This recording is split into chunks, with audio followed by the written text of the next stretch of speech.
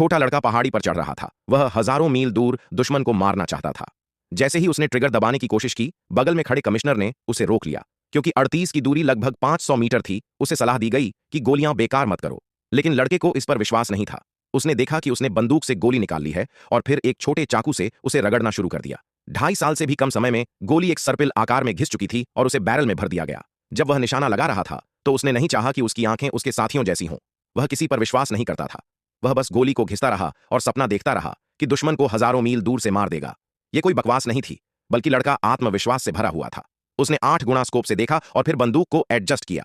उसे ऐसा लगा जैसे दुश्मन पहले ही उसकी बंदूक के नीचे हो। इतना सब होने के बाद भी लड़का घबराया नहीं और साहसपूर्वक 8वीं रूट आर्मी को आत्मसमर्पण करने को कहा। वह इतना निडर इसलिए था क्योंकि उसे पता था कि उसकी पोजीशन शहर से बाहर है। लेकिन उसे यह नहीं पता था कि ली दापेंग ने पहले ही उस पर नजर रखी हुई है। जैसे ही उसने ट्रिगर दबाया, गोली सच में हजारों मील दूर बैठे दुश्मन को लगी। यह रोजमर्रा का कारनामा सबको अचंभित कर गया। लेकिन लड़का फिर भी हार मानने वाला नहीं था।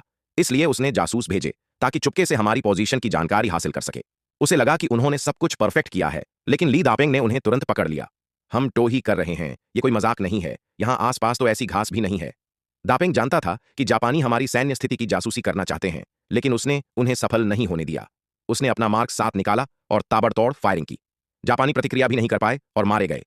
इसके बाद भी दापेंग का गुस्सा शांत नहीं हुआ। उसने अपने साथी से कहा कि 2 जापानियों के स्टील हेलमेट उठाओ। फिर उसने बड़ी तलवार से उन्हें उठाया। वह शान से शहर से बाहर निकला और हेलमेट जमीन पर फेंक दिया। यह देखकर जापानियों का खून खौल उठा। उन्हें समझ नहीं आया कि वह क्या करने वाला है, लेकिन दापेंग की अगली हरकत देखकर वे लगभग खून उगल देते। उसने अपनी बेल्ट खोली और आराम से हेलमेट पर पेशाब कर दिया।